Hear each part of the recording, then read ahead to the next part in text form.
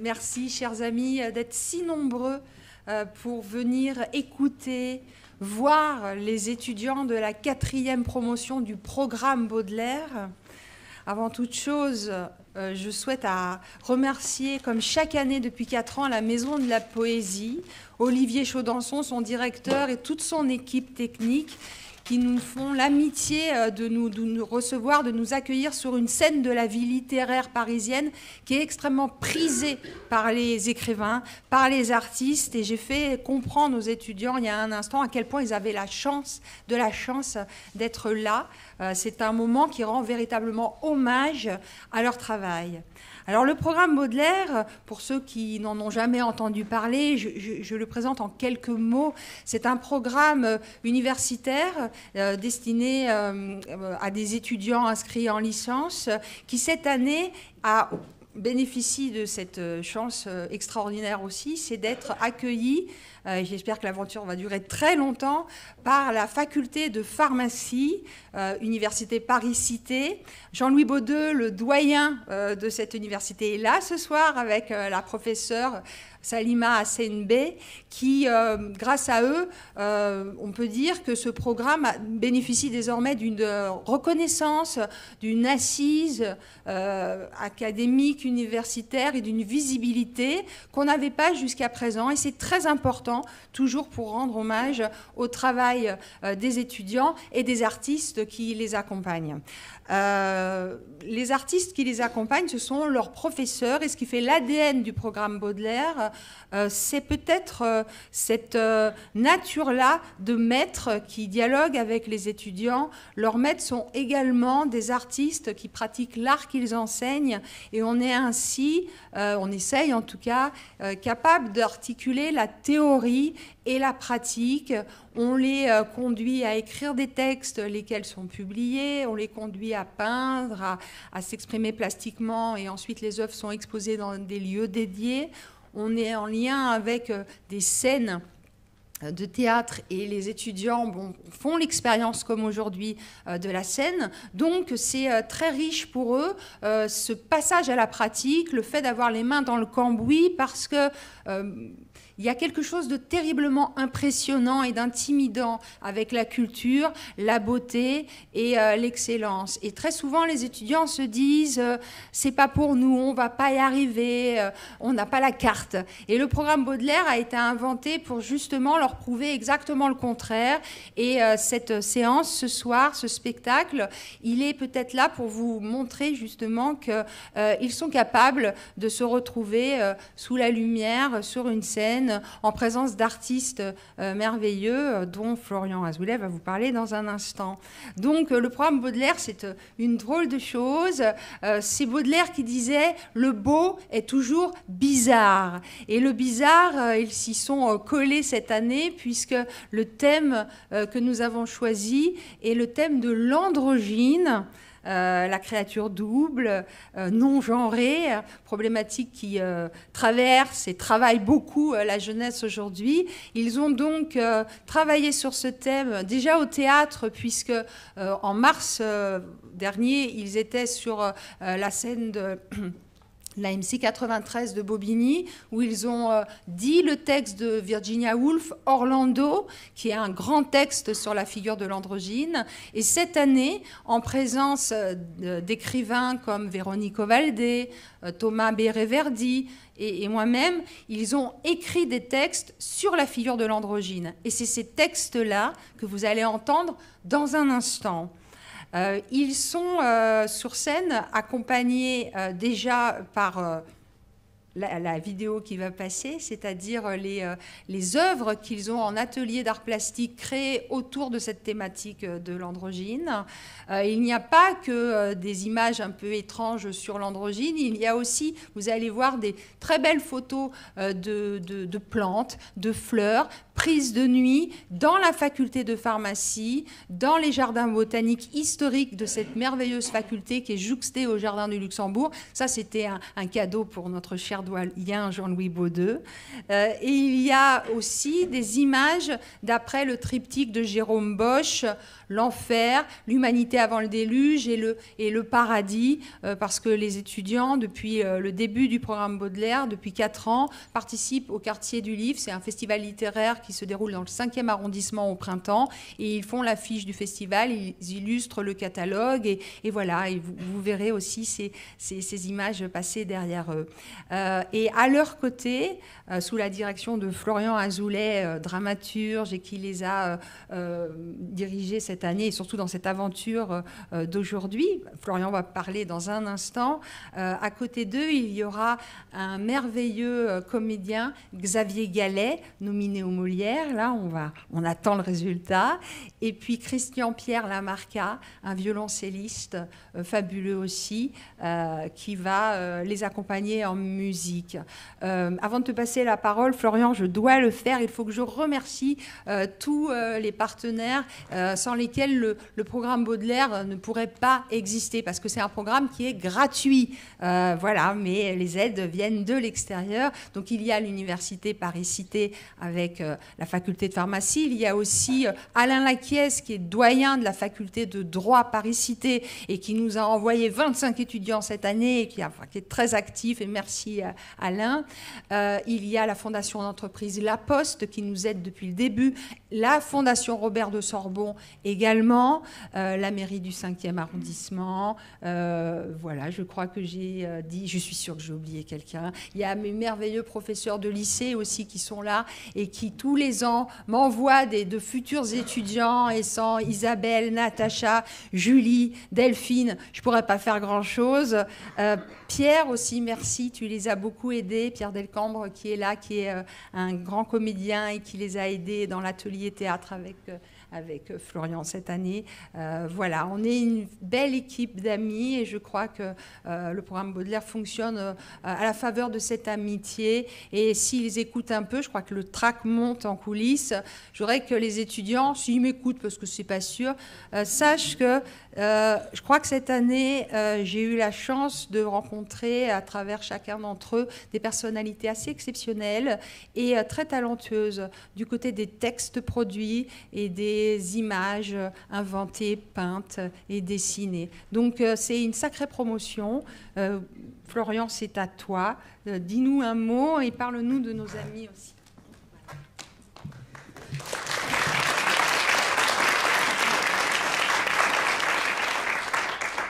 Ce n'est pas chose facile que de lire à voix haute, même si ici, tout le monde, ou à peu près, je pense, est alphabétisé et a lu à voix haute des contes à ses enfants.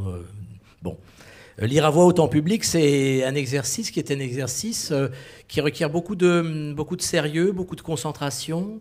Et au-delà du travail littéraire pur qu'ils ont pu effectuer, la beauté des mots, l'attention au son, je crois surtout que ce que j'essaie de faire avec eux, c'est de travailler sur le silence. Parce qu'on vit finalement dans un monde assez bruyant. Et pour lire un texte, il faut qu'il y ait du silence dans la salle, il faut qu'il y ait du silence en soi aussi. Et je me rends compte d'année en année, c'est maintenant la troisième année au programme, quatrième année au programme, je perds la notion du temps. C'est la 4e année, je me rends compte que finalement, leur apprendre à lire, c'est leur apprendre à taire en eux tous les bruits du monde, toute cette laideur qui nous déconcentre de jour en jour. Alors, on peut dire que ça fonctionne un petit peu pour certains plus que d'autres, mais que cette année encore, j'ai eu le privilège de voir que quand ils voulaient se mettre au travail, quand ils voulaient faire un petit peu silence, eh bien, ils parvenaient à faire des lectures très, très émouvantes. Et alors, autre chose de plus difficile, c'est que lire des textes des contes déjà écrits par d'autres ou des textes écrits par d'autres, déjà c'est pas facile, mais lire ses propres textes c'est un exercice encore plus difficile. On a tendance à les bâcler, on a tendance à se juger quand on les lit, enfin bon bref, donc il y a eu cet exercice-là qui est un exercice un peu de à la fois de confiance en soi et de modestie à faire. Bon, alors j'ai l'impression que je ne parle pas tellement de littérature, mais c'est un petit peu ça finalement aussi, la littérature, c'est un petit peu ça. Bon. En tout cas, pour accompagner nos camarades étudiants, j'ai demandé à 2 grands artistes avec qui je travaille de les accompagner, de les porter, et puis de dialoguer avec eux. Le premier artiste, enfin, le premier, je vais... par ordre alphabétique, on va dire, c'est Xavier Gallet. Xavier Gallet, qui est comédien, metteur en scène, auteur et qui dirige l'école de la Salle Blanche, qui est en ce moment, et c'est assez drôle d'ailleurs, étant donné qu'on parle beaucoup de transmission aujourd'hui, il joue le rôle du professeur Keating en ce moment dans le Cercle des poètes disparus qui se trouve au Théâtre Antoine. Et en effet, tu l'as dit, il est nommé pour le Molière du premier rôle dans un théâtre public, enfin voilà, dans le rôle de Don Juan qu'il a joué à l'Odéon. Donc je suis persuadé que cette lecture à la Maison de la Poésie va lui porter chance et que la rencontre avec les étudiants aussi. Ensuite, j'ai fait appel à un très très grand concertiste avec qui j'ai la chance de travailler, violoncelliste Christian-Pierre Lamarca, qui a tout de suite accepté cet exercice un peu étrange qui est celui de jouer à la fois des œuvres de répertoire, mais aussi d'improviser des interludes musicaux en résonance avec les textes qui seront dits par les étudiants du programme Baudelaire. Alors bon, je crois que j'ai dit à peu près l'essentiel, et c'est sur cet essentiel-là eh bien, que va commencer l'essentiel vraiment essentiel, c'est-à-dire le spectacle de cette année. Merci d'être venu à la Maison de la Poésie, et merci à Pierre qui m'a assisté, pardon, Pierre Delcamp, comédien, metteur en scène qui m'a assisté. Merci Pierre. Voilà, à tout à l'heure.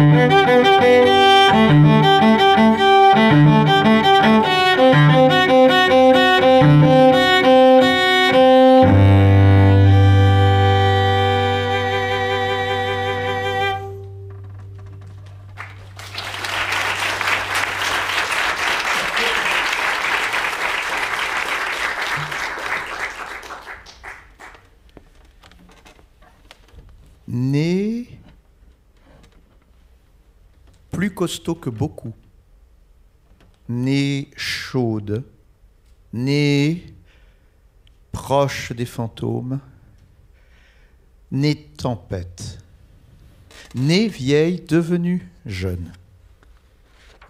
On pouvait voir qu'elle ne venait pas du même endroit que les autres, née forte, mal née, elle a grandi. Grandi est ce que chacun ferait.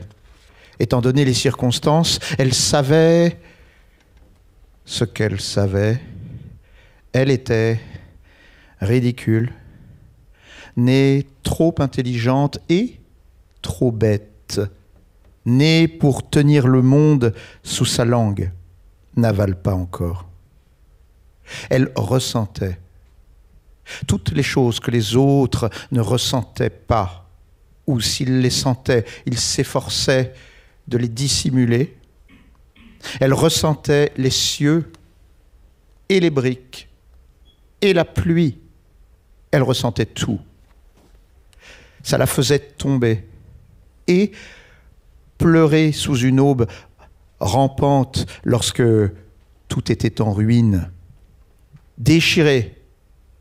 Elle se sentait malade, mais elle se sentait tranquille. Combien de toi as-tu été? Combien?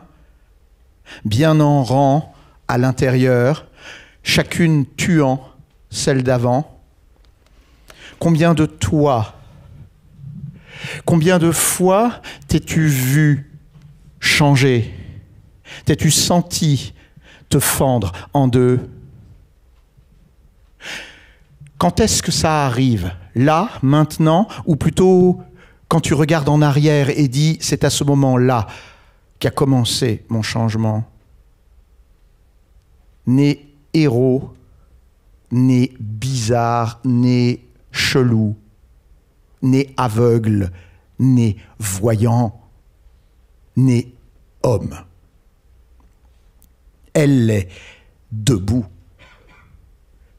La colline sous ses pieds s'effrite. Le ciel est renfrogné. La terre veut retourner à la mer. Elle est nourriture pour les mouettes et sa force, la modestie. Mais ce n'est pas tout ce pourquoi elle est née. Toutes les choses qui sont arrivées dans sa vie, tous les changements, tous les étrangers, toutes les nuits et tous les jours dans son cœur sont présents en elle depuis l'origine. Tu n'apprends pas, tu te souviens, né avec tout ça dans sa poitrine. Première née, dernière à apprendre. Brûle vite comme du papier, à moins que tu ne sois bûche mouillée.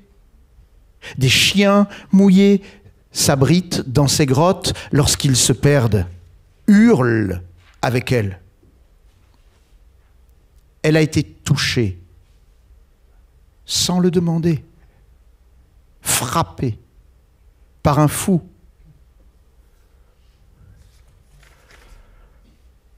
Ivre, dans une ville mal famée. Lorsqu'elle baisse ses mains et qu'elle sent ce qui est en dessous, elle sent toute la peine du monde. Elle dépose une couronne mortuaire pour les filles. Elle marchera jusqu'à sentir le bitume répondre. Elle mourra pour nos torts. On ne s'en rendra pas compte. Elle est feu et grésil et granit, roche intersidérale fracassant la planète. Elle veut l'arrêter de tournoyer sur elle-même comme un enfant stupide. Elle sera prophète un jour. Pour l'instant, elle aborde tout ce qu'elle peut. Elle le possédera ce corps dégueulasse, cette vie, le détrônement de tout ce qui fut précieux à la faveur de tout ce qui est tiède. Les opposants ne sont rien. Elle est Titan, née de la première portée, née au dernier jour. Rien de ce qui saigne ne lui fait peur. Plus tu la hais, moins elle a besoin. Toute son enfance est passée en un éclair lorsqu'elle s'est réveillée sur le dos dans une clairière. Maintenant, il est temps d'être moi. Mais combien de toi vas-tu porter? Pleurant, voulant à tout prix se marier? Combien de toi vas-tu pondre à la chaîne? Éteins la lumière pour la nuit. Elle s'est consumée, mais ça va aller. Elle se lève, enfant de son temps. Matin rouge, sang sur les pointes des ronces et sur l'auvent s'écoule tout notre mépris. Nous sommes nés en des jours qui te gaveront de porno et d'ennui, petits visages gris défilant en escadron au son de chants de guerre écrits par des monstres cyniques, le dernier tube qui cimente la routine. Vends-nous le fichier et tue tous nos rêves. Elle s'élève. Elle verra à travers les déguisements. Elle enfonce. Ils enfoncent les poignards dans ses cuisses. T'as vu le gonflement de son iris? Elle survit. Elle courra jusqu'à ce que les villes soient vaincues et que tous les enfants soient de nouveau des dieux.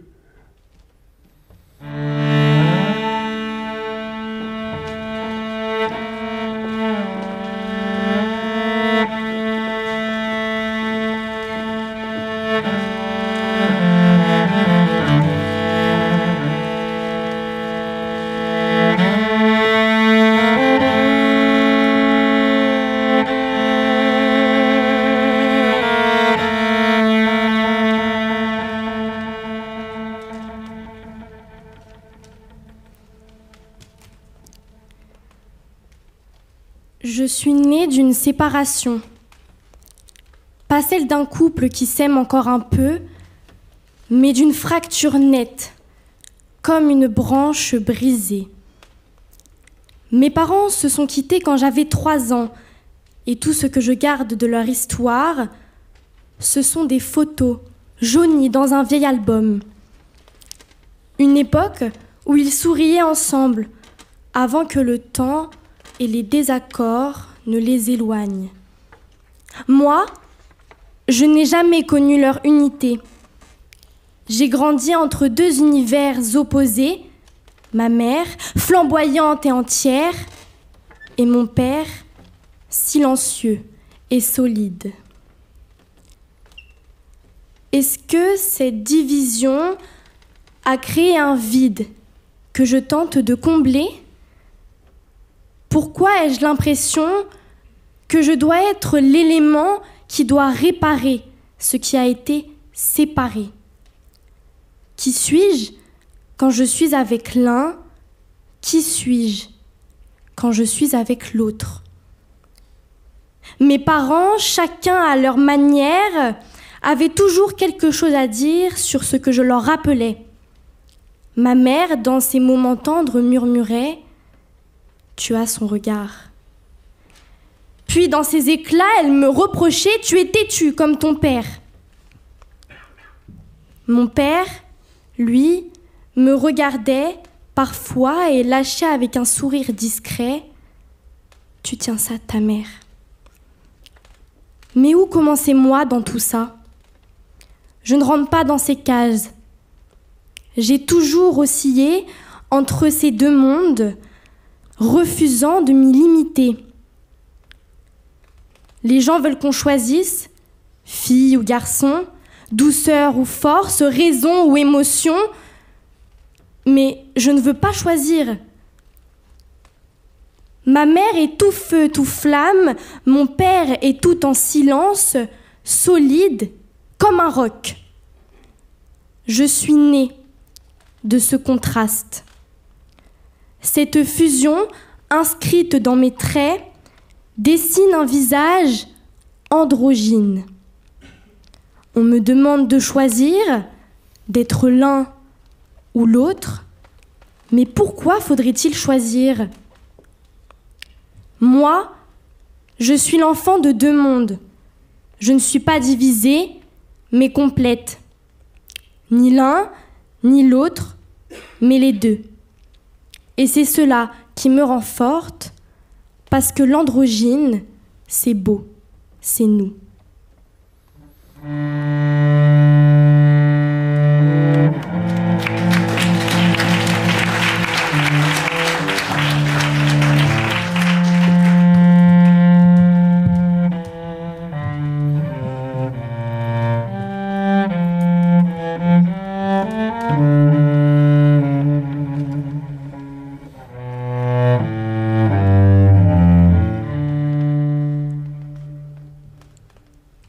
L'enfance, doux berceau de l'ignorance, où les attentes n'existent pas. Libre est l'enfant qui ne pense pas. Les autres ne sont pas des genres, mais l'autre-té. Quelle tragédie, l'arrivée de la puberté. Et comme de sa nature immuable, la petite créature paraît inchangée. Toutefois, modifiée par une nature inéluctable, la vie, elle, semble avoir été bouleversée. Les courbes les ont-elles changées? Ou le regard incommensurable? L'autre-té est le fabricateur de l'extérieur. Est révélé que le corps abrite deux âmes qui dansent en son intérieur.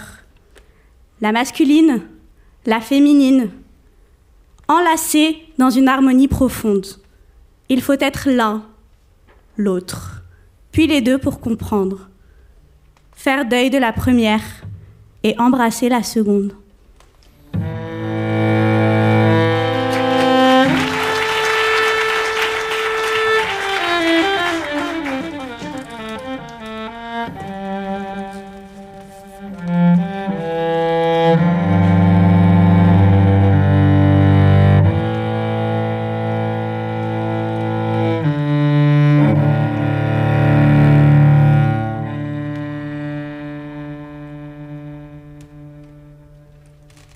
Une femme face au public, comme devant un miroir. La femme avec une intensité croissante. Moi tout entière femme, dis-tu. Mais vraiment, qu'est-ce qu'une femme? Un corset de chair qu'on serre jusqu'à l'étouffement? Un souffle alourdi de parfums sucrés? Un sourire modelé comme une pâte tiède? Et si j'étais plus que cela? Et si j'étais double? Elle fait un pas, hésite, puis s'avance au bord de la Seine, portée par un élan. Car vois-tu, au creux de ma cage, un autre être respire. Il est là, il rôde, secret et fier. Un homme, oui, un homme, qui balance mes hanches et redresse ma tête. Un homme qui rugit quand tout mon être chuchote. Et parfois, je ne suis ni l'un ni l'autre, mais une ligne floue dans la brume. Un écho d'humanité, libéré des contraintes. Elle pointe un doigt accusateur vers un interlocuteur imaginaire. Ah, tu voudrais m'enfermer dans tes mots? Elle, dis-tu? Et voilà que tu me scelles comme une porte. Mais moi, je suis rivière. Je glisse entre les doigts, je m'étire, je me tords, je creuse et je déborde. Et toi, dis-moi, es-tu sûre, vraiment sûre, d'être toujours toi-même? Elle rit. Un rire chargé de défis et de liberté. Femme un jour, homme le lendemain, ou ni l'un ni l'autre, et pourquoi pas tout à la fois? Est-ce si terrible cette danse entre les lignes? Regarde-moi bien, je suis mon propre androgyne, mon chaos et mon ordre parfait. Essoufflé, mais avec un regard brûlant et assuré. Alors, femme, homme, je suis l'un et l'autre, et plus encore, je suis ce que je veux être. Et cela te trouble. Mais n'est-ce pas là, justement, ce qui fait ma beauté ?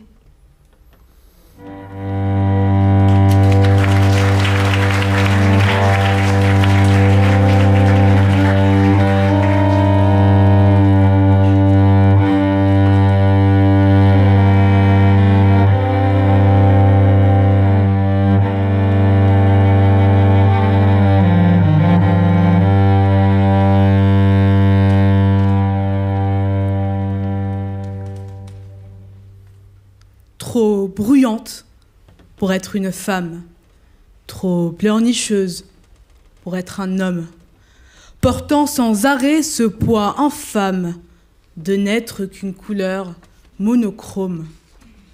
Où est ma place dans ces cages sociétales? Maman aurait voulu que je sois plus frêle, d'abandonner ce comportement bestial, d'être moins il et plus elle. Ce que je veux, moi, c'est d'être culture et nature, d'être chasseur et proie, d'être la louange et en même temps l'injure. Je veux être ce vagin bouché au tampon et ce phallus graffité sur chaque mur. Je veux, comme une femme, avoir du cran et, comme un mâle, une jolie carrure. Je me consomme et me consume à chercher dans l'absurde une identité, dans la bouche un goût constant d'amertume. J'aime être cette atrocité.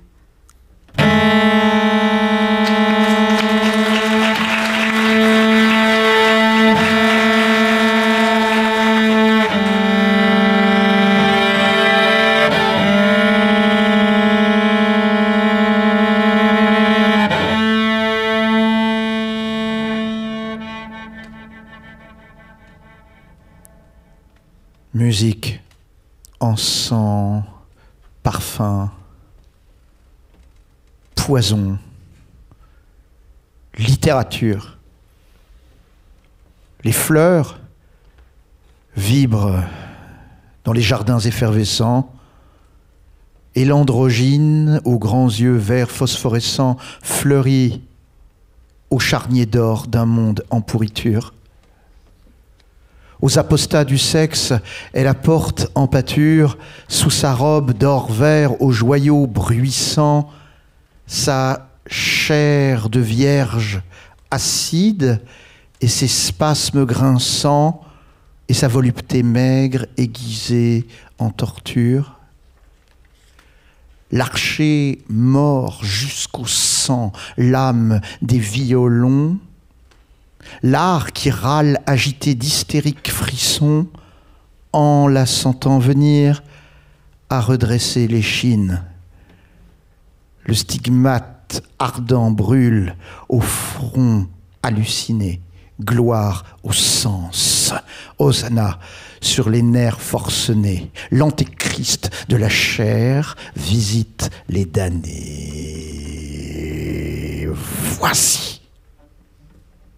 Voici venir les temps de l'androgyne.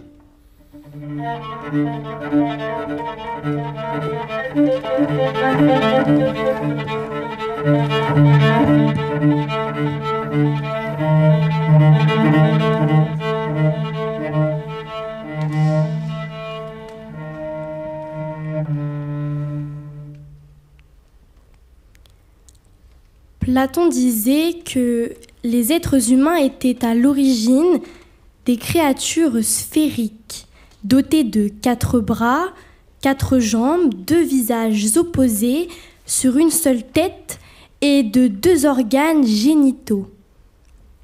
Ils étaient d'une grande force et fiers au point de menacer les dieux. Afin d'affaiblir ces créatures et réduire leur arrogance, Zeus décida de les scinder en deux. C'est ainsi que chaque moitié fut condamnée à errer dans l'univers pour retrouver son double.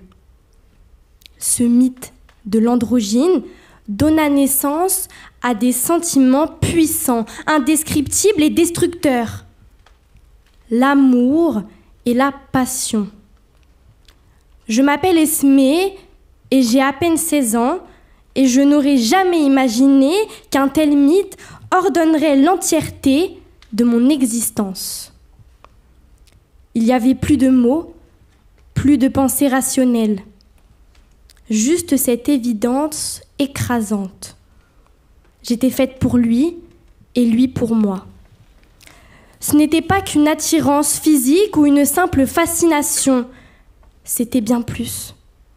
C'était comme si chaque fibre de mon être reconnaissait en lui quelque chose que je cherchais depuis toujours. C'est par un fil invisible mais solide qu'il est arrivé à moi dans un moment inespéré de profonde solitude. Et j'ai alors su que c'était lui, lui que j'attendais depuis tout ce temps.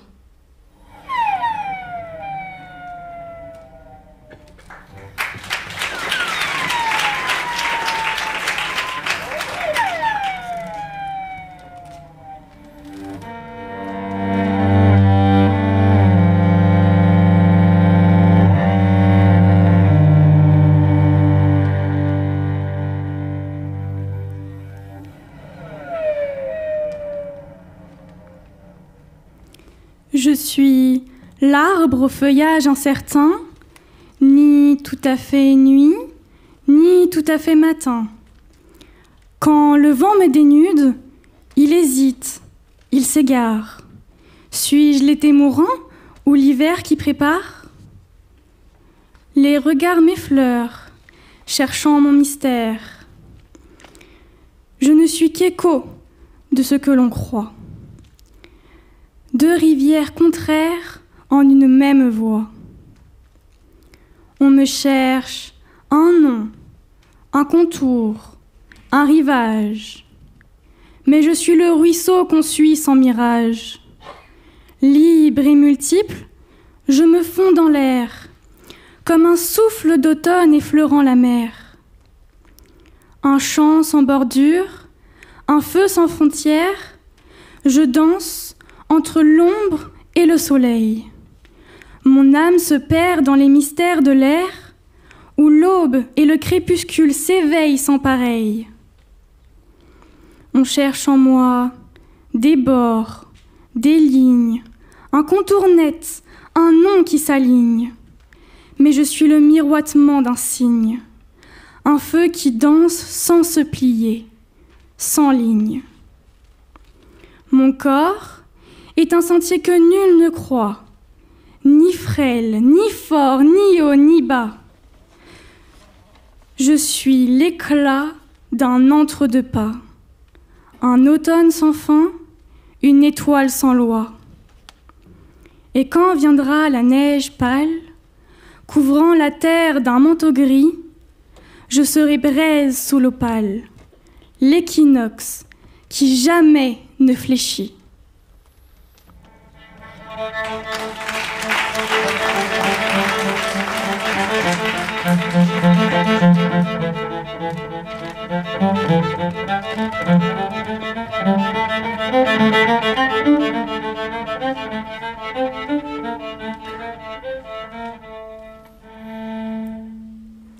Peut-être ai-je rêvé de toi hier soir. Mon âme trouble me jouait encore des tours. Comme un écho, ta voix résonnait en moi. Tu étais devenue une harmonie de couleurs et tu nageais dans le brouillard. C'était fascinant. Tous tes gestes semblaient contrôlés, pourtant toi aussi tu rêvais. C'est comme si tu étais transpercée de lumière un soir de pleine lune. On ne voyait que toi. Seul le gris de tes yeux se cachait dans les miens. Nous ne faisions qu'un. Tu étais le jour et j'étais la nuit. Ta présence me laissait absente, suspendue dans l'éternité. Le temps d'un instant, nos deux âmes s'envolaient dans une pluie d'étoiles où le noir était gris, le blanc était beige et le bleu poussière. Tu étais l'autre rive de mon être, le reflet inversé, cette part androgyne qui me complétait et m'interrogeait. Comme j'étais ton ombre, tout ce que tu ressentais, je le vivais aussi. Et cette sensation, à la fois douce et éprouvante, m'envahissait. Mais si jamais il n'existait plus que cet unique remède pour me mettre à ta place, pour te comprendre vraiment, sache que je rêverai éternellement.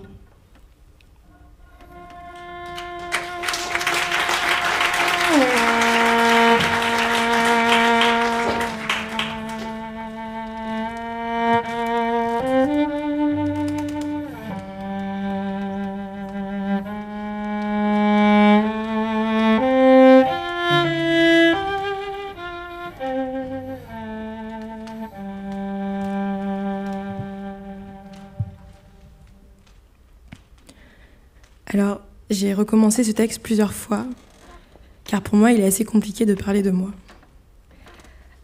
J'ai peur de trop en dire ou de ne pas en dire assez. J'ai peur d'ennuyer ou d'inquiéter.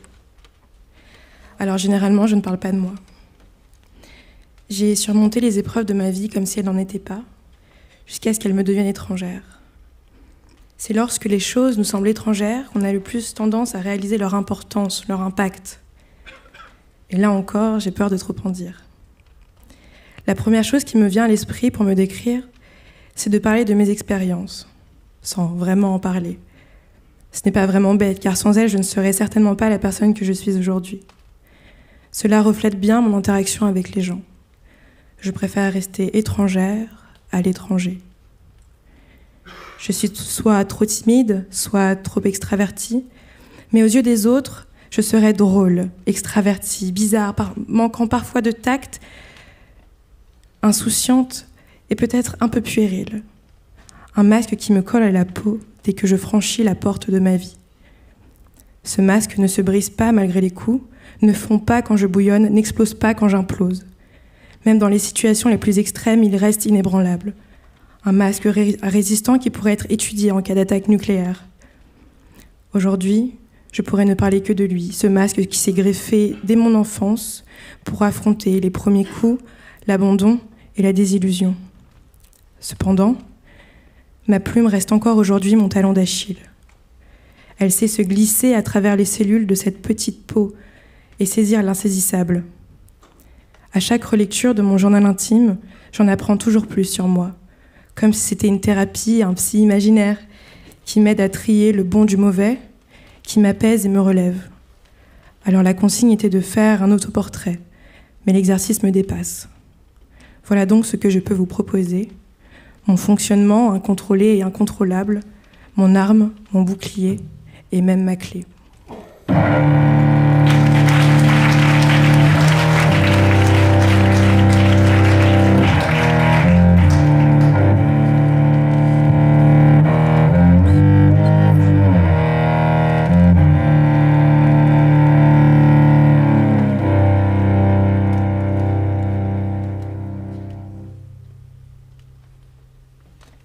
Je me suis souvent dit que j'aimerais vous déshabiller, trancher votre derme jusqu'à atteindre vos muscles, vous écarteler avec de belles incisions. Quelle jolie vision. Laissons vivre le papillon ne serait-ce que pour 14 jours. Vos aïeux ne vous ont-ils pas mis en garde? Il me tarde d'embrasser vos cœurs. Que devient un lion sans crinière? Une lionne? Un lion désavantagé. Et un lion avec crinière dans le mauvais environnement? Un lion voué à disparaître. Les humains jouent le jeu du paraître? Et ils se délayent jusqu'à disparaître.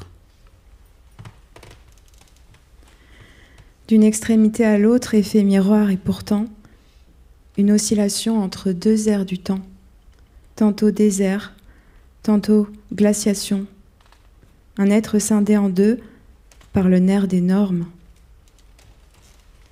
La bêtise est énorme et elle prend forme sous des airs fallacieux. Les étincelles subsistent. Elle était indigo. Perchée sur la lune.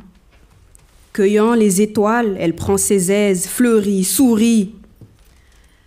Misère. Tout feu, tout flamme jusqu'à la destruction.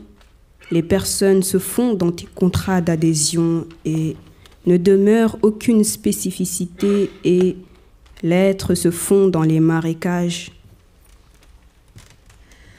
Le reflet est brumeux. Miroir, miroir, que nous montres-tu? L'humanité s'efface à coups de normes. Le sublime se fait rare, condamné par la masse. Plagié par des hypocrites. Plus personne ne se transcende. Préférant le confort, ensemble de 206 fractions, tourelles blindées nous couvrant la vue. Si seulement vous pouviez vite périr et n'être que poussière.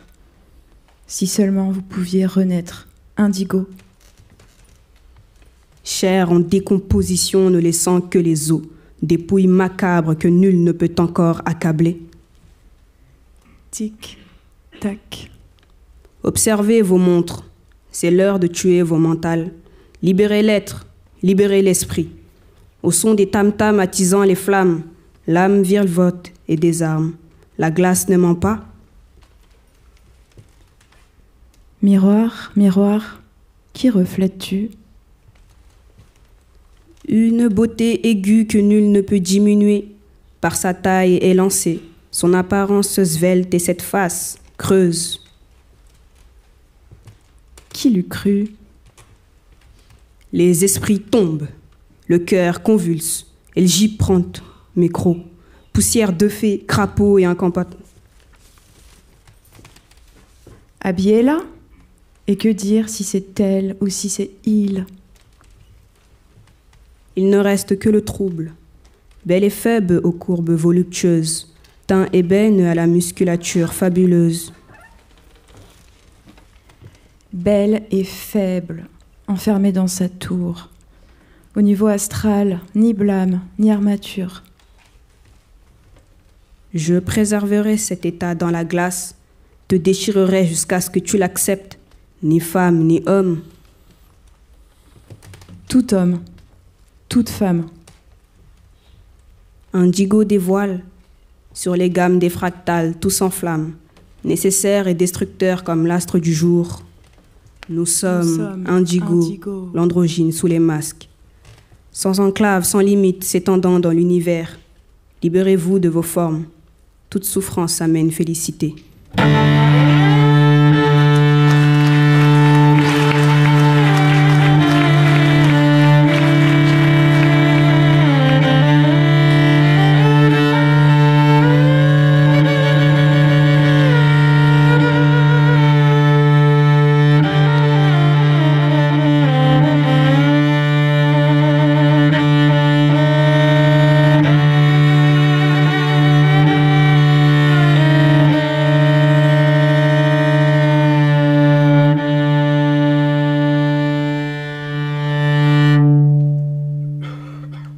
Des seins superflus, les dents lourdes et contradictoires, les yeux et les cheveux du ton le plus banal, des mains assez fines, mais qu'un démon, le démon de l'hérédité, a tordu, déformé, la tête ovale de l'esclave, le front trop haut ou trop bas, un nez bien réussi dans son genre, hélas un genre qui donne de vilaines associations d'images. La bouche trop sensuelle, cela peut plaire tant qu'on a faim, mais dès qu'on a mangé, ça vous écœure. Le menton à peine assez saillant et par tout le corps des muscles seulement esquissés. Victorieuse, parfois victorieuse des plus atroces gènes, une adresse tardive, corrige une ombre, un geste imprudent, et la beauté renaît. Car, devant son miroir, Narcisse est touché de la grâce. Il consent à se reconnaître et l'illusion qu'il crée pour lui-même s'étend à quelques autres.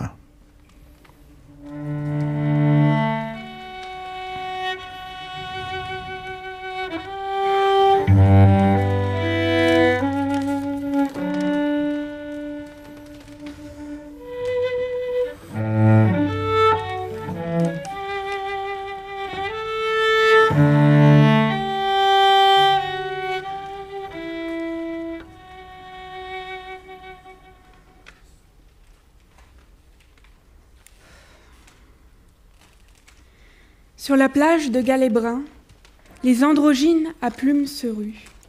Là, mouettes rieuses, galeuses et goélands s'égosillent. S'égoïsent, s'égaient, s'élancent, vont, viennent. Là, te voilà, ma grande fantaisie. Un pecno, une naïve, aux yeux ronds, béant d'imbécilité, une frite grappillée qui passe gros dans le gosier, une crevette finement cueillie.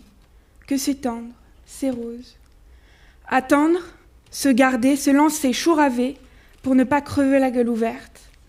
Continuer. La mouette s'est plongée. La perte irrévocable, Dieu de femme dans le large, ébahie, muette, entendue. Le rire gloussant d'un père capitaine, dressé sur son épave, pseudo-roi de l'océan. Mon cœur criblé d'un millier de patelles. Sur la plage de Galets-Bruns, si je n'avais pas touché un livre, pas écrit une ligne, pas dit un mot, si je n'étais même pas née, je serais là, comme toi, sans le coffre.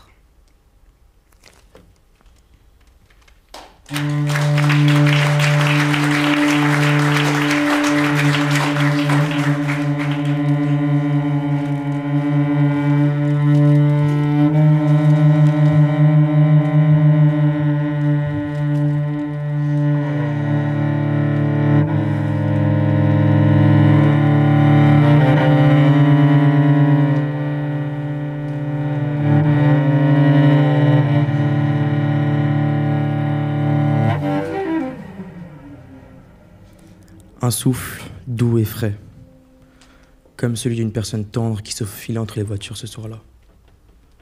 Une soirée plutôt banale où l'on pouvait percevoir diverses personnes rentrant chez elles en voiture ou qui rejoignaient leur poste nocturne. Parmi la cohue de l'embouteillage, une personne se démarquait des autres. Un homme? Une femme? Impossible de savoir. L'individu pédalait plus vite que les autres cyclistes. Asynchrone. Il venait de s'extirper avec peine d'une sieste diurne, mais il était en retard. Il semblait effrayé. Ce retard pouvait le mener à son licenciement. Il exerçait un métier particulier, hors du commun, et surtout pas d'un parcours voulu. C'était un boulot spécial, dans un club, qui lui permettait de boucler ses fins de mois. Arrivé à ce club, cette personne s'engouffra dans sa loge, enfila son costume, se farda et rejoignit la scène. Face à lui, un public d'hommes qui venaient se divertir, s'offrir un plaisir interlope qu'aucune femme ne pouvait leur apporter. En raison de son pas, de son rythme, de sa tenue et de sa voix, on finissait par ne plus pouvoir genrer la créature qui dansait dans la lumière. Cet ange sans aile avait échoué dans ses études. Depuis l'enfance, jamais on ne l'avait cerné.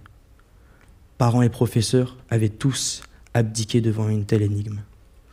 Alors, cet être s'était mis à chérir l'idée de ne jamais être parfaitement compris. Androgyne serait une bonne qualification pour désigner notre individu. Mais croyez-moi, car il est homme. Et dansait pour des vieillards pervers ou des jeunes garçons perdus. Il venait d'avoir 18 ans, il avait été renié par sa famille, surtout par son père. Cette danse damner était l'unique méthode qu'il avait trouvée pour satisfaire continuellement ses désirs, puisqu'il était dilapidateur. L'androgyne assumait le compromis de son genre, de ses amours et de son art pour vivre.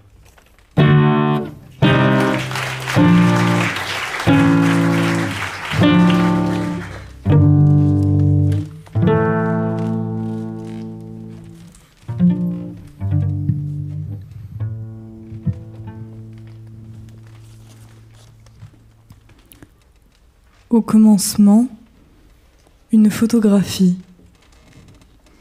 C'est une femme assise, l'élégance des grandes dames du siècle dernier.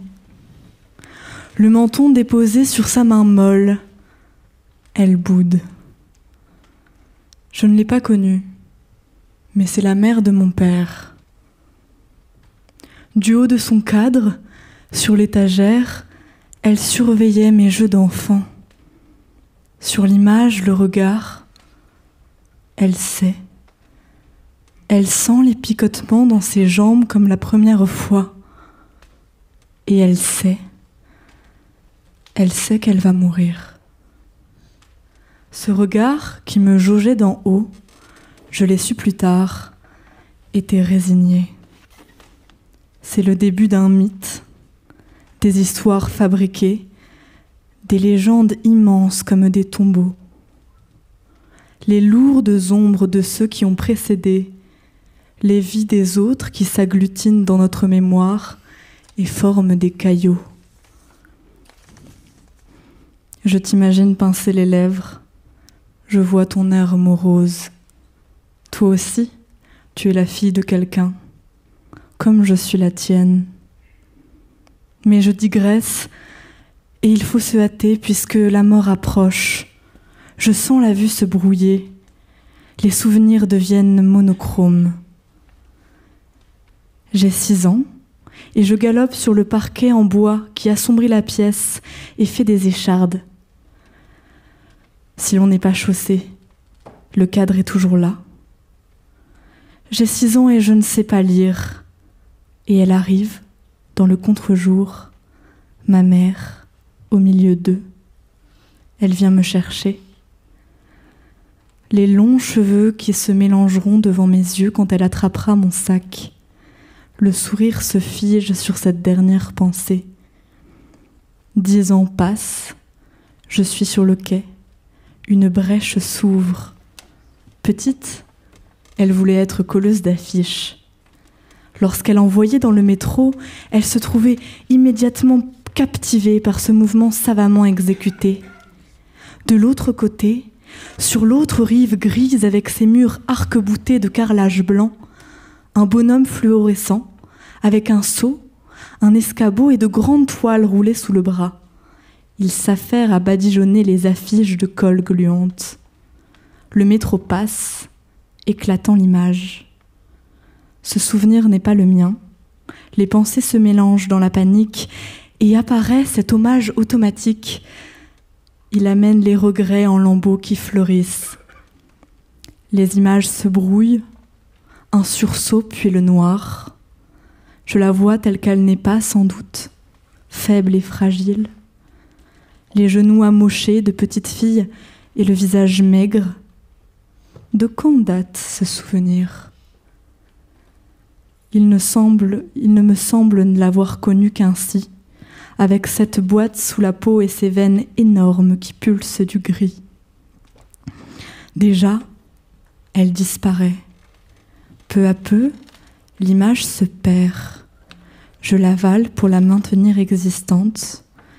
Elle se dilue dans mon corps, trop flou. Mais le reste s'est distillé. On l'a sortie de ce lit, dans cette grande maison d'enfance où elle a grandi. Maussade. Cette faim qui n'en finissait pas. Puis, le silence.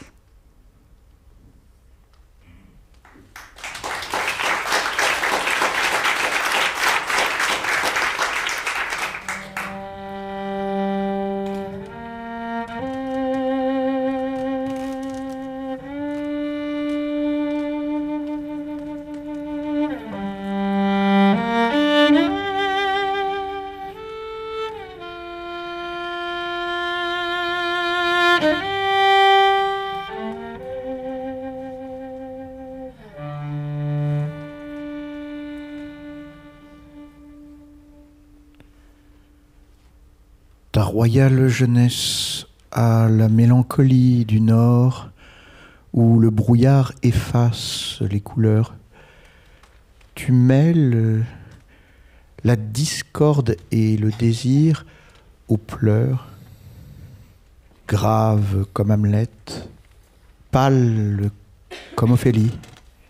Tu passes dans l'éclair d'une belle folie comme elle, prodiguant les chansons et les fleurs, comme lui, sous l'orgueil, dérobant tes douleurs, sans que la fixité de ton regard oublie.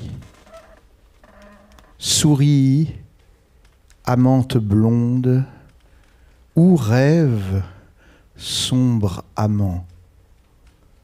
Ton être double attire, ainsi qu'un double aimant, et la chair brûle avec l'ardeur froide d'un cierge. Mon cœur déconcerté se trouble quand je vois ton front pensif de prince et tes yeux bleus de vierge, tantôt l'un, tantôt l'autre, et les deux à la fois.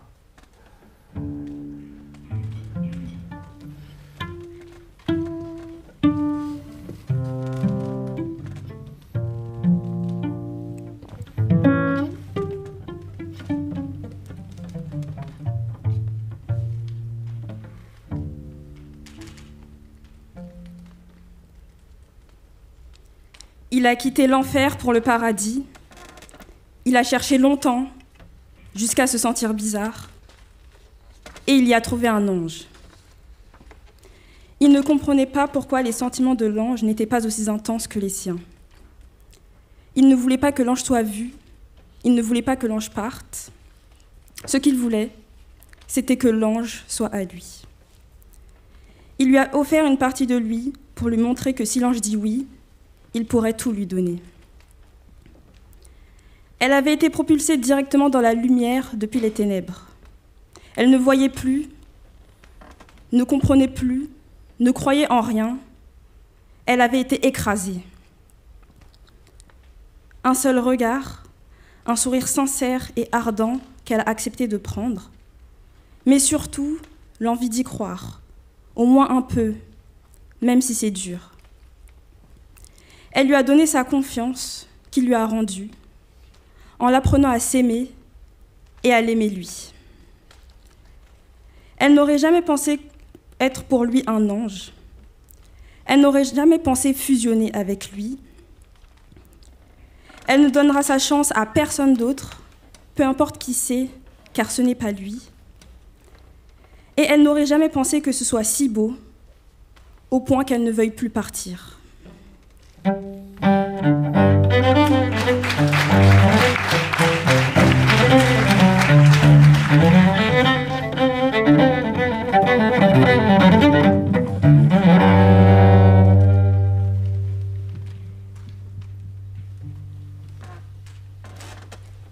À travers son regard, reflété dans les flaques d'eau, cette personne cherche à se chercher, cherche à se comprendre.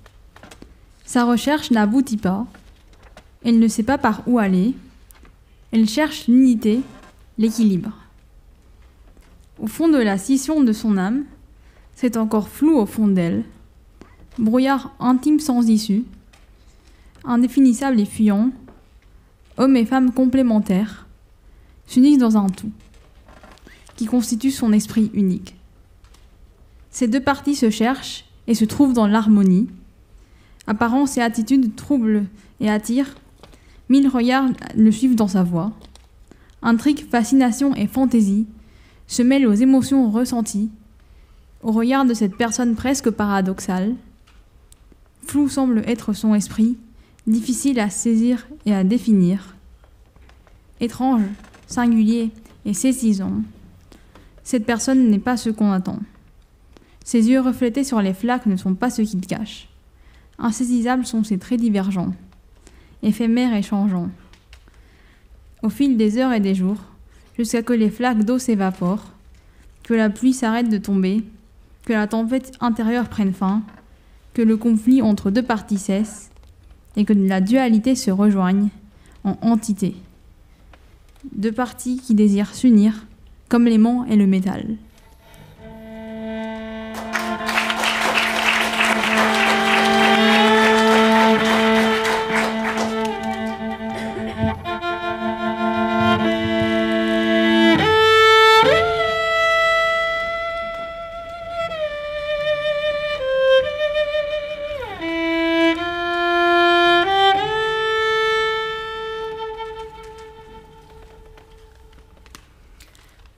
Ma mère m'a toujours dit que je rencontrerais des gens bien, des hommes bien.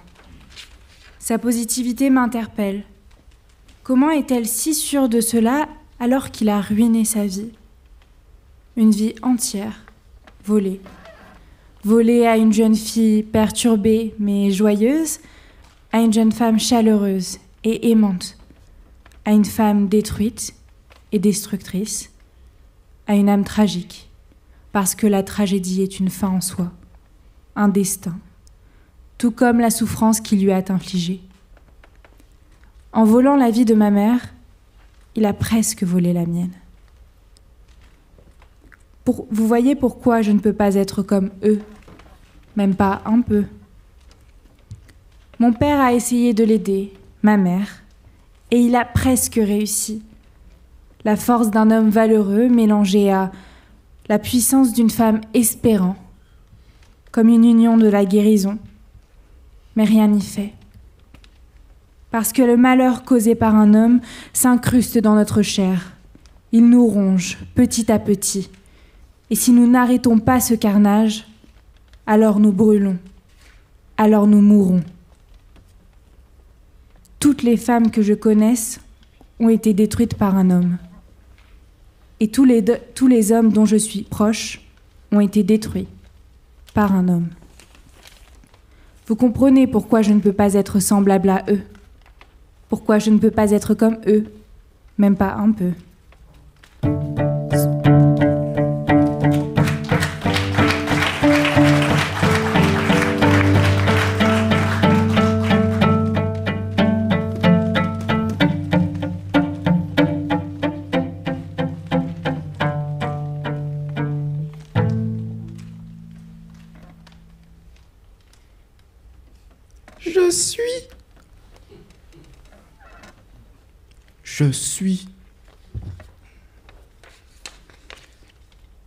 Je suis. J'ai toujours été en constante recherche d'émotions. Dans tout ce que je fais, ce que j'ai fait et ce que je suis certain de faire.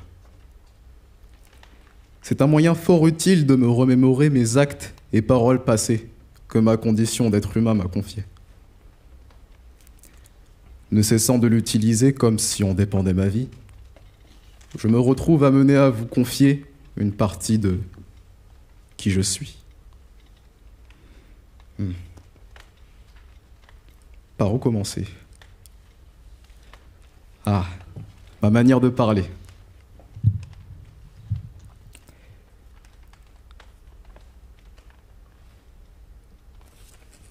C'est lui. C'est lui qui me l'a donné. Ma première source d'inspiration parlant avec un vocabulaire divers et varié. Mon papa. Spoiler alert, il ne le sait pas. De polyglotte ambitieux à un gros haineux, il n'a pas toujours incarné ce papa tant aimé. Au contraire. Fut un temps où il était détesté. Contraint par le temps, contraint par l'argent, jours et semaines passaient sans qu'on l'entende fouler l'appartement. Petit bambin que j'étais, je ne pouvais hélas comprendre de quoi il en était. Alors je le détestais. Pas lui, mais ce que son absence incarnait. Un profond manque de repères et d'amour paternel. On n'est pas là pour déprimer, mais pour partager une partie de ma petite vie. Que puis-je vous confier d'autre? Ma manière d'aimer. J'aime m'entendre dire que lorsqu'on grandit en étant privé de quelque chose, on ne fait qu'y penser. Comme une addiction qu'on ne peut contrôler. Je suis sûr que monsieur assis à côté de madame, vous me comprenez.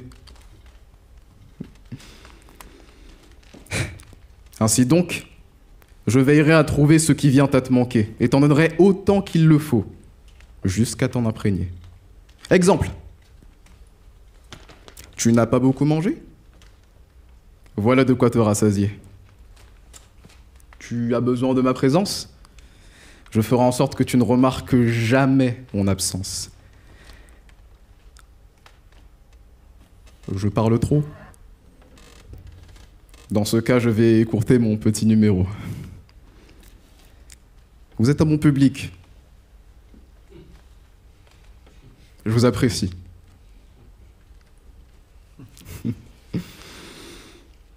De ma bouche, vous tendez l'oreille pudique à ce que je balbutie.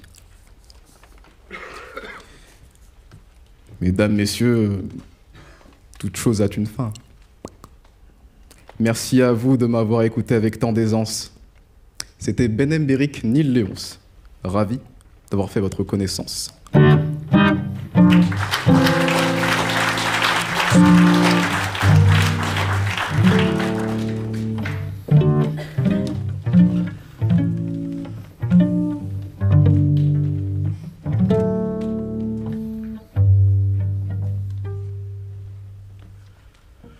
Homme qui charme et demain œuvrera, Siegfried qui s'ignore, chérubin s'éveillant et page d'aujourd'hui, écuyer de demain, bachelier étonné et musant au bord de l'adolescence, premier duvet aux lèvres et premier trouble au cœur, joli balbutieur qui découvre un cou nu, blanc comme un bras de femme.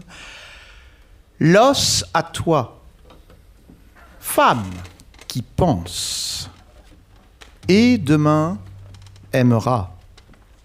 C'est Desdémone qui s'ignore, et Juliette avant le bal.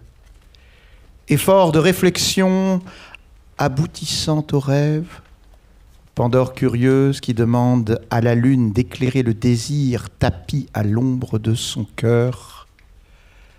Bradamante, ingénu, qui s'endort parmi ses tresses longues et semble Endymion, au corps vermeil et fier. L'os à toi. Tu t'appelais jadis Adonis ou Tamuse. Avant Mozart, tu fus Alcibiade.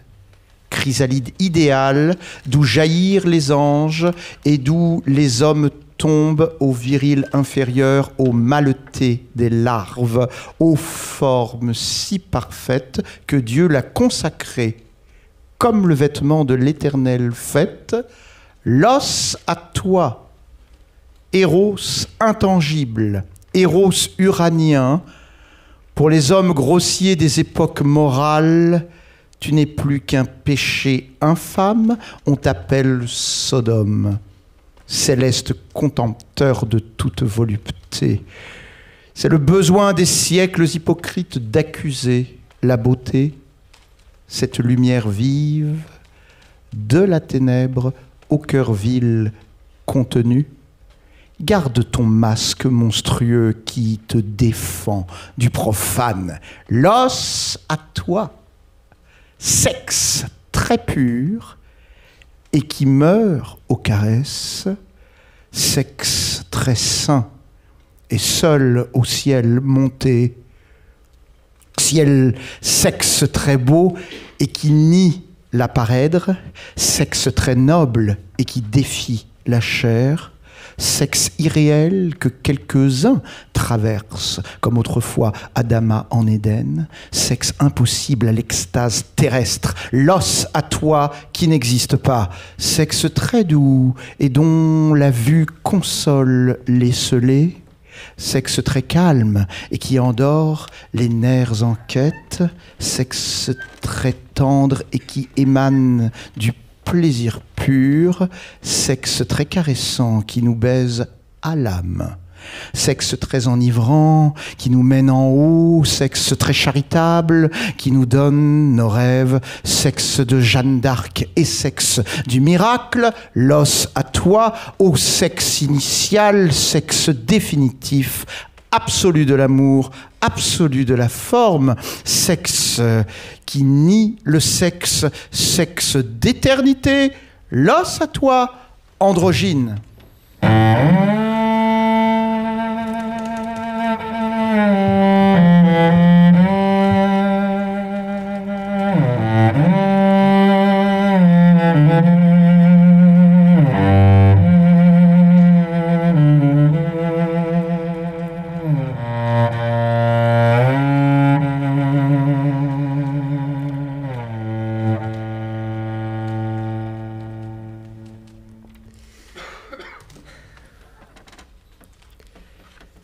La figure de l'androgyne est celle du double. À mon sens, elle est partout et nous sommes tous doubles. Et c'est ce qui fait notre humanité. Je ne parlerai pas des lités évidentes que nous avons avec les différents comportements en fonction des gens qui nous adressons, les différents masques que l'on enfile entre le bureau, la maison ou encore avec notre famille ou les amis. Enfin bref, vous les connaissez tous. Je vous conseille d'ailleurs de ne pas les confondre, excusez-moi.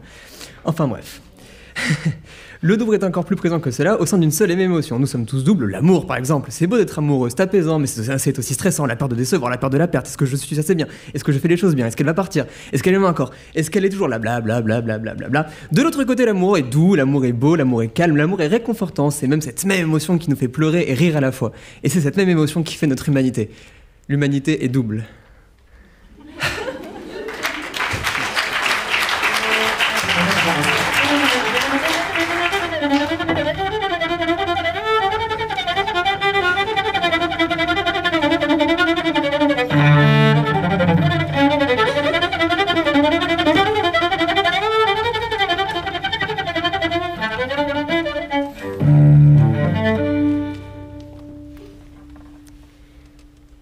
Il est temps. Elle doit enfiler sa burqa. Ce vêtement si différent de son voile habituel qui était un tissu qui l'enveloppait de douceur, qui lui donnait de l'assurance et qui lui offrait un sentiment de protection. Ce voile était un choix, mais cette burqa lui a été imposée par ses bourreaux. Elle déteste cette cage en tissu qui limite ses mouvements et qui limite sa vision. Cette cage, c'est sur les yeux pervers qui se posent sur elle qu'elle aimerait la voir, pas sur son corps, qui ne demande qu'à exister. Son voile la protégeait du monde, sa burqa l'en efface complètement. C'est si lourd à porter qu'elle raréfie toutes ses sorties quotidiennes pour ne pas avoir à la porter, mais cette fois-ci, l'enfiler en valait la peine, car elle allait retrouver sa meilleure amie. Elle monte dans la voiture de son frère et ils quittent Kaboul. À la tombée de la nuit, Shabnam arrive enfin dans cette clairière et voit un spectacle se déployer devant ses yeux. La lune, étant parfaitement placée au centre de la clairière, injecte de sa lumière toute la végétation alentour. La lune est sur son trône, parfaitement placée et au paroxysme de sa splendeur. Elle se recentre sur son objectif premier. Shabnam marche vers le centre de cette clairière. Elle s'arrête et prend une profonde inspiration avant d'ouvrir le livre à la page de l'incantation. Son cœur bat la chamade, sa respiration se fait saccader. Elle tente de se calmer, lève les yeux vers la lune une dernière fois, puis elle entame le rituel.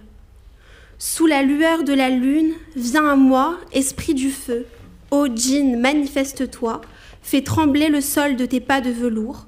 Par la force des éléments et de mon intention, traverse le silence de la nuit pour me trouver.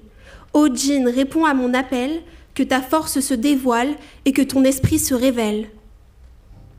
Shabnam décroche les yeux de son livre pour scruter les alentours. Rien. Elle ne vit rien. Mais elle sent quelque chose d'étrange. Elle a l'impression de flotter. Tous les sons et bruits de la nature sont déformés. Ils sont devenus sourds et flous. Elle tente alors de reprendre ses esprits. Rien n'y fait. Le sentiment d'engloutissement persiste. Soudainement, elle voit apparaître dans la pénombre 2 yeux jaunes brillants qui la fixent. Ses yeux s'approchent. Instinctivement, la jeune fille tente de reculer, mais n'y parvient pas. Ses pieds sont comme enracinés dans le sol. Les yeux se rapprochent dangereusement. Shabnam distingue alors une silhouette de bête autour de ses yeux brillants. Une bête qui ressemble à un loup ou à un chien. Une bête d'un noir encore plus profond que les abysses. La bête s'arrête à 1 mètre de la jeune fille, puis lance. « Tu m'as appelé, j'ai répondu. Dis-moi ce que tu attends de moi et je te le donnerai. Donne-moi le pouvoir de la bi-apparence, que je puisse avoir féminité et masculinité en moi, comme 2 armes que je peux dégainer selon le combat auquel je me livre. Être l'un et l'autre en même temps, ainsi j'échapperai à toute contrainte et je serai peut-être libre. » Formule Shabnam d'un ton assuré.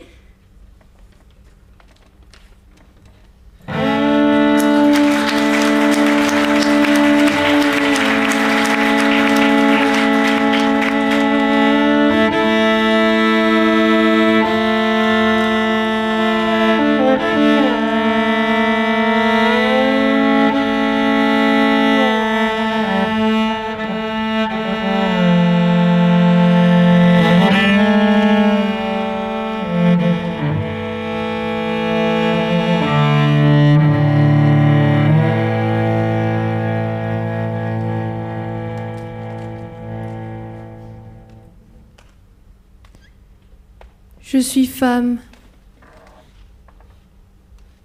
Je suis homme. Je suis femme, homme, homme, femme.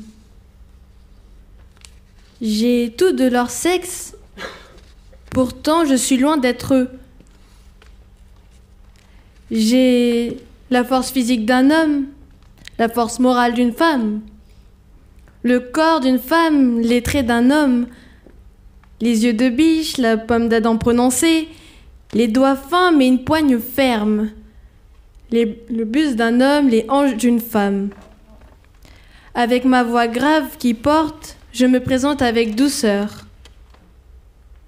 Je suis un gastéropode. Je suis hermaphrodite. Un garçon manqué, un mec efféminé, une fille virile. Je suis Orlando. Je suis une contradiction. Je suis tout ce que je hais et aime. Je suis double, triple, multiple. Mon amour, le théâtre me permet d'être tout. Tout ce que je veux être ou ne pas être, telle est la question. X, X, XY, XXXY, XYXX. Moi, je suis ZYX, Zix.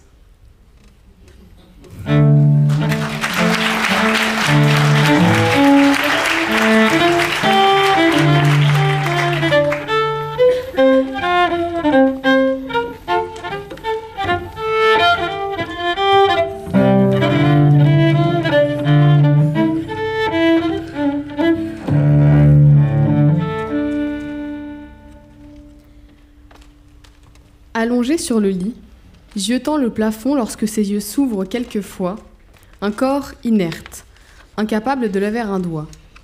Un esprit vif, bavard, intouchable.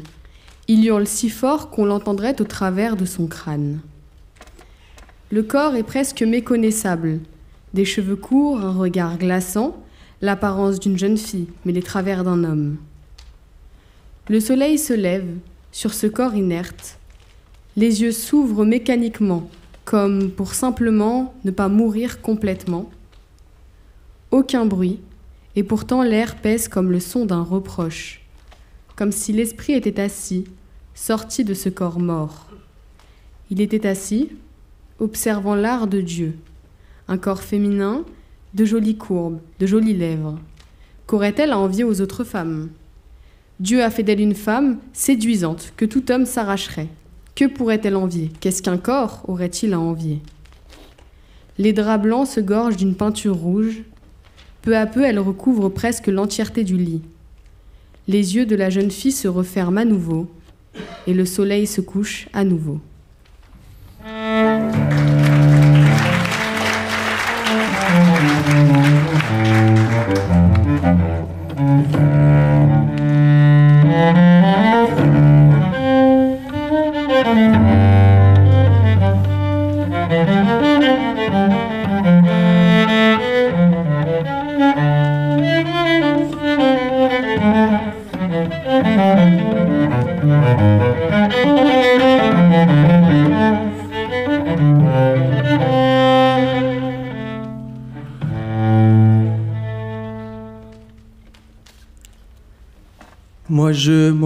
Moi je, cria ma mère après moi, lorsque j'osais lui demander quelque chose.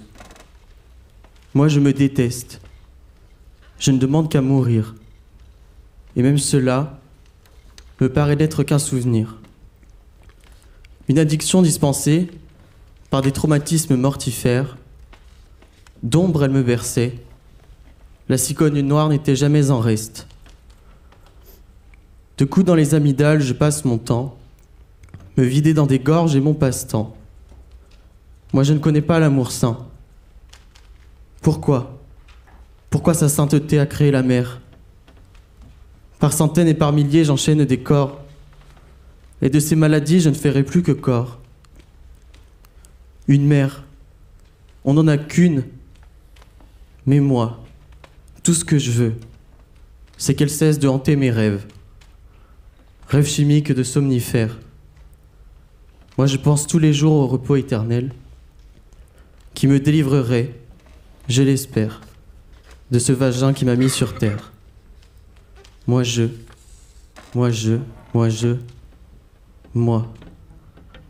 veux juste ça.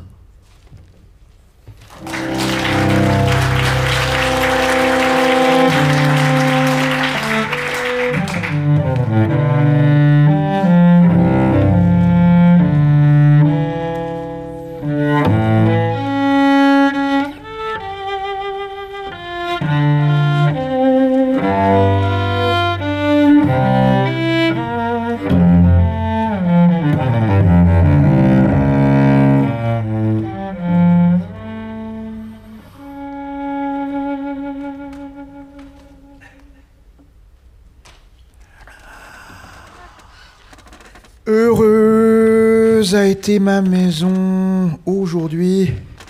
De beaux jeunes chiens l'ont envahi. Ils ont mis tout sans dessus en ne me laissant qu'une image de beauté.